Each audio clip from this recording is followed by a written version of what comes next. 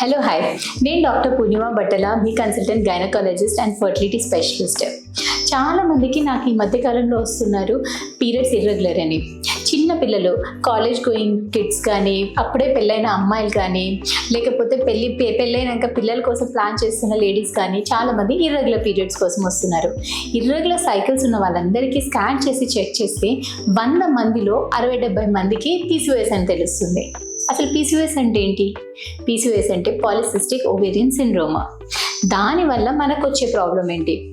నార్మల్గా ఏంటంటే గర్భసంచికి 2 sides 2 ovaries అని ఉంటుంది. ఓవరీస్ అంటే అండాశయం.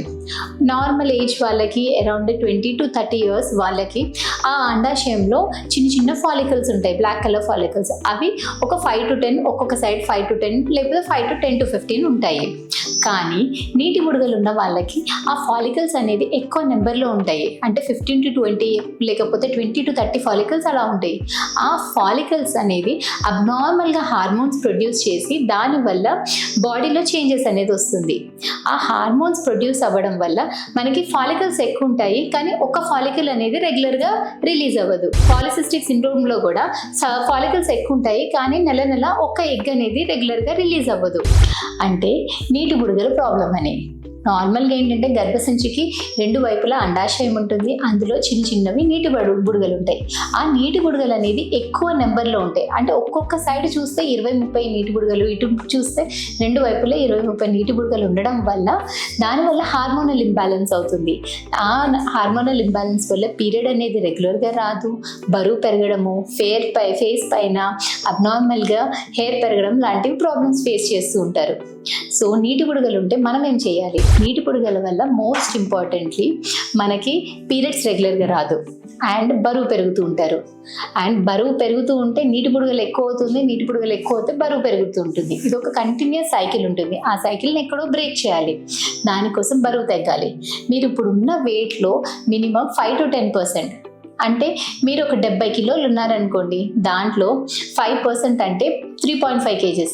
సో మనం మినిమం ఒక 3 to 7 kgs కనుక బరువు తగ్గారనుకోండి, ఆటోమేటిక్గా మీ పీరియడ్స్ కూడా రెగ్యులర్ అయిపోతుంది అండ్ ఎగ్ క్వాలిటీ కూడా పెరిగిపోతుంది. అండ్ తర్వాత మీ బరువు పెరగడం కూడా తగ్గిపోతుంది. సో PCOS ఉన్న వాళ్ళకి మెయిన్ ఇంపార్టెంట్ థింగ్ ఏంటంటే బరువు తగ్గడము.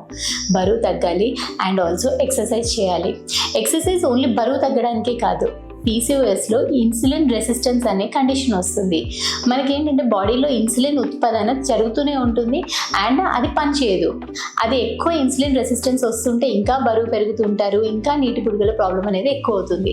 సో అందుకని ఎక్సర్సైజ్ చేస్తే మనకి ఇన్సులిన్ రెసిస్టెన్స్ తగ్గుతుంది అండ్ PCOS కూడా కంట్రోల్లో ఉంటుంది. ఎక్సర్సైజ్ అంటే సింపుల్ వాకింగ్ కాకుండా at least daily 30 to 40 minutes high intensity work out అలా చేయాల్సి ఉంటుంది. చేస్తే మనకి PCOS కంట్రోల్లో ఉంటుంది. సో PCOS ఉన్న వాళ్ళల్లో మోస్ట్ ఇంపార్టెంట్లీ 3 things పాటించాల్సి ఉంటుంది. First, weight loss. ఉన్న వెయిట్లో మినిమం 5 to 10% వెయిట్ తగ్గాలి. తర్వాత ఎక్సర్సైజ్ చేయాలి. అండ్ రిగార్డింగ్ డైట్లో షుగర్ వెంటనే పెంచే ఆహార పదార్థాలు లైక్ వైట్ రైస్, మైదా, చాక్లెట్స్, స్వీట్స్, బిస్కెట్స్ అలాంటివి, మైదాతో చేసినవి, బేకరీ ఐటమ్స్ అలా తింటే ఇమ్మీడియట్గా షుగర్ అనేది పెరుగుతుంది. షుగర్ పెరగడం వల్ల ఇన్సులిన్ రెసిస్టెన్స్ పెరుగుతుంది. అలాంటి కండిషన్స్లో PCOS కూడా ఎక్స్టెంట్ పెరుగుతుంది. సో సింపుల్ కార్బోహైడ్రేట్స్ని తగ్గించి కాంప్లెక్స్ కార్బోహైడ్రేట్స్ అంటే మిల్లెట్స్, రాగి, జొన్నలు అలాంటివి తినడం వల్ల షుగర్ పెరగదు అండ్ PCOS కూడా కంట్రోల్లో ఉంటుంది. సో మనం ఇలాంటి అన్ని జాగ్రత్తలు తీసుకోవడం వల్ల మనం PCOSని కంట్రోల్ చేసుకోవచ్చు. చాలా మంది నన్ను అడుగుతుంటారు ఫస్ట్ ప్రెగ్నెన్సీకి సెకండ్ ప్రెగ్నెన్సీకి ఎంత గ్యాప్ తీసుకోవాలి అని. ప్రెగ్నెన్సీకి మధ్యలో గ్యాప్ ఎందుకు తీసుకోవాలి అంటే, ప్రెగ్నెన్సీ టైంలో మదర్కి బాడీలో చాలా ఫిజికల్ చేంజెస్ అనేది అవుతుంటుంది. సో ఒకసారి డెలివరీ అయిపోయిన తర్వాత మదర్లో ఆ ఐరన్ కానీ, కాల్షియం కానీ, న్యూట్రియన్స్ అన్నీ రికవర్ అయిపోయి నార్మల్ లెవెల్స్కి రావాలంటే minimum 1 year to 1.5 year time పడుతుంది. అందుకని సెకండ్ ప్రెగ్నెన్సీ ప్లాన్ చేసుకోవాలంటే మినిమం 18 months అంటే 1.5 year టైం అనేది గ్యాప్ ఉండాలి.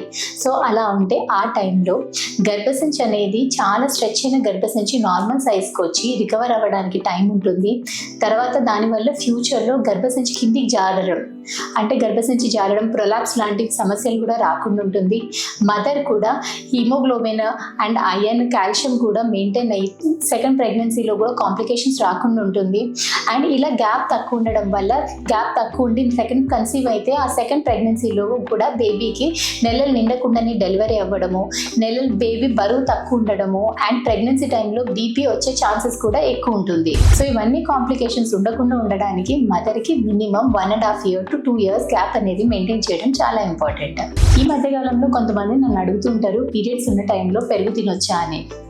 తినొచ్చు. కర్డ్ అనేది మంచి ప్రోబయాటిక్స్ అండ్ ప్రోటీన్స్ ఉన్న ఫుడ్.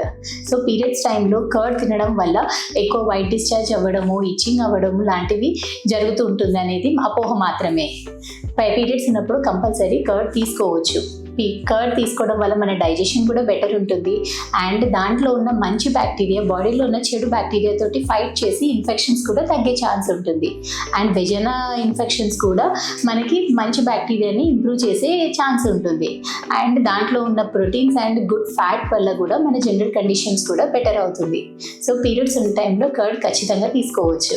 కొంతమంది అడుగుతుంటారు, ఫ్యామిలీస్లో జన్యుపరమైన లోపాలు ఉంటే అది ముందు జనరేషన్స్కి వెళ్లకుండా మనం ఏమైనా చేయవచ్చా అని. ఇప్పుడున్న టెక్నాలజీ తోటి ఖచ్చితంగా చేయవచ్చు. ఏంటంటే ఫ్యామిలీస్లో కొన్ని జబ్బులు ఉండడం వల్ల మదర్ ఫాదర్ క్యారియర్స్ ఉన్నా కానీ పిల్లలకి అది డిసీజ్ ఎఫెక్ట్ అయ్యి పిల్లలకి ప్రాబ్లం ఉండే ఛాన్సెస్ ఉంటుంది. సో అలాంటి కండిషన్స్లో మనం ఏ జీన్స్ ఎఫెక్ట్ అయిందో తెలుసుకొని అది ముందుగానే ఎంబ్రియో బయట తయారు చేయడం వల్ల ఐవీఎఫ్ పద్ధతిలో ఎంబ్రియో బయట తయారు చేసి ఎంబ్రియోలోని కొన్ని కణాలు తీసి మనం టెస్ట్కి చేస్తాము. చేసి ఆ ఫాదర్ మదర్లో ఉన్న అబ్నార్మల్ జీన్స్ అనేవి అది ఎంబ్రియోలో ఉన్నాయా లేదా మనం తెలుసుకొని ఆ లేని ఎంబ్రియోని మనము ట్రాన్స్ఫర్ చేయడం వల్ల మనకి ఆ డిసీజెస్ అనేది ముందు జనరేషన్కి వెళ్ళకుండా హెల్దీ బేబీస్ వచ్చే ఛాన్సెస్ ఉంటుంది. సో దీన్ని మనము పీజీటీఏ కండిషన్ అంటాము, పీజీటీఏ టెస్టింగ్ అంటాము. సో పీజీటీఏ ఆర్ పీజీటీఏఎం ఈ టెస్టుల వల్ల మనము మంచి ఎంబ్రియో అంటే జన్యుపరం లోపం లేని ఎంబ్రియోని ఐడెంటిఫై చేసి మనము మదర్ గర్భసంచిలో వేయడం వల్ల మనకి హెల్దీ ప్రెగ్నెన్సీ అనేది ఉండడం ఉంటుంది. అండ్ తర్వాత ఆ డిసీజ్ నెక్స్ట్ జనరేషన్స్కి స్ప్రెడ్ కాకుండా కూడా ఉంటుంది. మేనరికం వల్ల పిల్లలకి ఎఫెక్ట్ అవుతుందా లేదా, మేనరికాలు అసలు ఖచ్చితంగా చేసుకోవద్దా, చేసుకుంటే అందరికీ ప్రాబ్లం అవుతుందా అని. అలా అని కాదు. మేనరికంలో ఎందుకు పిల్లలు అవయవాల లోపాలు కానీ అబ్నార్మల్గా ఎందుకు పుడతారు అంటే యూజువల్గా మదర్ సైడ్ కానీ ఫాదర్ సైడ్ కానీ అందరిలో కొన్ని జీన్స్ ఉంటాయి. ఆ జీన్స్ అందులో ఒక జీన్ ఉండడం వల్ల ఎలాంటి ప్రాబ్లం ఉండదు. అందుకని మదర్ కానీ ఫ్యామిలీలో చాలామంది నార్మల్గా ఉంటారు.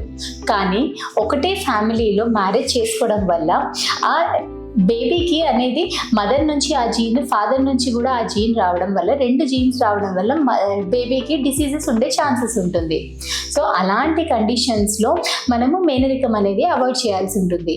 సో మనం ముందే మనకు ఎలా తెలుస్తుంది అంటే ఫ్యామిలీలో ఏదైనా చాలా మందికి అబ్నార్మల్ డిసీజెస్ తోటి ఉన్నా కానీ ఏదైనా జెనెటిక్ కండిషన్స్ వల్ల ఊరికే ఎక్కువ డెత్స్ అయినా కానీ అలాంటివి ఉంటే అది కంపల్సరీ ఇవాల్యుయేట్ చేసుకోవాల్సి ఉంటుంది.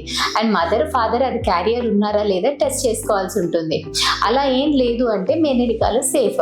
కానీ మనకి ఆల్రెడీ ఫ్యామిలీలో పర్టికులర్ డిసీజెస్ రన్నింగ్ ఉన్నాయి, ఈ జెనెటిక్ కండిషన్స్ ఉన్నాయి అంటే మాత్రం మేనరికాలు అవాయిడ్ చేసుకుంటే బెటర్. కానీ ఇప్పుడు కండిషన్స్లో ఆల్రెడీ మ్యారేజ్ అయిపోయింది, మేనరికం ఉంది, దానివల్ల మాకు ఫస్ట్ బేబీ ఆల్రెడీ ఎఫెక్ట్ అయ్యింది అంటే దానికి కూడా మనకి సొల్యూషన్ ఉంటుంది. అలాంటి కండిషన్స్లో మనము ఐవీఎఫ్ పద్ధతి ద్వారా ఎంబ్రియోని అంటే హస్బెండ్ నుంచి స్పర్మ్ తీసుకొని వైఫ్ నుంచి ఇంజెక్షన్స్ ఇచ్చేసి ఎగ్ గ్రో చేసేసి ఎగ్స్ తీసుకొని బయటనే ఎగ్ స్పర్మ్ కలిపి ఎంబ్రియో తయారు చేస్తాము. అలా తయారు చేసిన ఎంబ్రియో నుంచి కొన్ని కణాలు తీసుకొని టెస్ట్కి పంపించవచ్చు. ఇప్పుడు మనకి 4-5 ఎంబ్రియోస్ ఉన్నాయంటే అందులో టెస్ట్కి పంపించి ఏ ఎంబ్రియోలో కానీ ఆ పర్టికులర్గా ఆ జబ్బు వచ్చే జీన్స్ లేవో అది తెలుసుకోవడం వల్ల మంచిగా ఉన్న ఎంబ్రియో మంచి జీన్స్ ఉన్న ఎంబ్రియో ట్రాన్స్ఫర్ చేసుకోవడం వల్ల మనము ఈ కండిషన్స్ని కూడా అవాయిడ్ చేయవచ్చు. దీనికి ముందు ఫస్ట్ మనం ఏమైనా జెనెటిక్ కండిషన్ తెలిసి ఉంటే మాత్రం ఒక genetic counsellor and me fertility specialist తోటి కన్సల్టేషన్ అయ్యి మనకి ఎంత ఛాన్స్ ఉంది ఏంటి అని ముందే అర్థం చేసుకోవాల్సి ఉంటుంది. ప్రెగ్నెన్సీలో భార్యాభర్తలు కలవచ్చు, కానీ అది సింపుల్ ప్రెగ్నెన్సీ అయితే మాత్రం తప్పకుండా మొదటి 3 నెలలు, లాస్ట్ 3 నెలలు అవాయిడ్ చేసి మధ్యలో 3 నెలలు కలవచ్చు. ఎందుకంటే మొదటి 3 నెలల్లో ఆల్రెడీ బ్లీడింగ్ ఎక్కువయ్యే అవకాశాలు ఉంటాయి. ఆ టైంలో కలిస్తే బ్లీడింగ్ మరియు ఇన్ఫెక్షన్స్ కూడా అయ్యే రిస్క్ ఉంటుంది.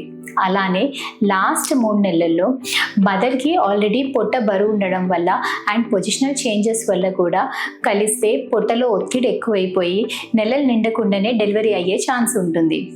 అందుకని మధ్యలో 3 నెలలు అంటే 4వ నెల నుంచి 7వ నెల వరకు కలవచ్చు. అది కూడా చాలా జాగ్రత్తగా ఒత్తిడి లేకుండా ఉండాల్సి ఉంటుంది. కానీ మీరు ఈ కండిషన్స్ తోటి ఏమన్నా ఉంటే మాత్రం ఖచ్చితంగా ప్రెగ్నెన్సీ మొత్తం అవాయిడ్ చేయాల్సి ఉంటుంది. లైక్ ఇప్పుడు ట్విన్ ప్రెగ్నెన్సీ ఉన్నా కానీ, ప్రీవియస్ ప్రెగ్నెన్సీలో బ్లీడింగ్ ఏమైనా అవుతున్నా కానీ, అండ్ ఆల్సో ది గర్భసంచికి స్టిచ్ ఏదైనా ఉన్నా కానీ, ఇన్ఫెక్షన్స్ ఉన్నా కానీ, అండ్ అదే ప్రెషస్ ప్రెగ్నెన్సీ అయితే మాత్రం compulsory through out pregnancy avoid చేయాల్సి ఉంటుంది. ఎర్లీ ప్యూబర్టీ లేకపోతే ప్రికాషస్ ప్యూబర్టీ గురించి తెలుసుకుందాము. అంటే చిన్న ఏజ్లోనే మెచ్యూర్ అవడం. అమ్మాయిలకి యూజువల్లీ మెచ్యూరిటీ అనేది 10 to 12 ఇయర్స్ తర్వాత వస్తుంది. ఇండియన్ ఏజ్లో 12 to 13 ఇయర్స్లో ఫస్ట్ పీరియడ్స్ అనేది స్టార్ట్ అవుతుంది. కానీ ఇప్పుడు కాలంలో మనము అమ్మాయిలకి 8 ఇయర్స్ లోపే పీరియడ్ స్టార్ట్ అయినా ఆర్ 6 to 7 ఇయర్స్ కంటే ముందే ఛాతీకి ఎదుగుదల అనేది స్టార్ట్ అయినా కానీ దాన్ని మనము ప్రికాషస్ ప్యూబర్టీ అంటాం. అలా అవుతే మనకు వచ్చే ఇబ్బంది ఏంటంటే మనకి అమ్మాయిలకి శారీరక ఎదుగుదల ఉంటుంది, కానీ మానసిక ఎదుగుదల లేక దానివల్ల ఇబ్బంది పడాల్సి వస్తుంది. అలానే మనకి ఏంటంటే ముందే ఎదుగుదల అంటే బాడీలో హార్మోన్స్ వల్ల సడన్గా కొంచెం హైట్ పెరిగినా కానీ లాంగ్ టర్మ్లో హైట్ అనేది పెరగడం ఆగిపోతుంది.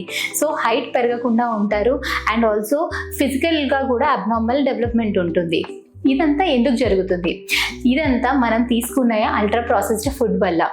ఎక్కువ కార్బోహైడ్రేట్స్, న్యూట్రిషన్ లేకుండా ఓన్లీ కార్బోహైడ్రేట్స్ ఉన్న ఫుడ్ తీసుకోవడం వల్ల అధిక బరువు పెరిగి ఆ ఒబెసిటీ వల్ల హార్మోనల్ చేంజెస్ వల్ల అమ్మాయిలు తొందరగా మెచ్యూర్ అవ్వడం జరుగుతుంది.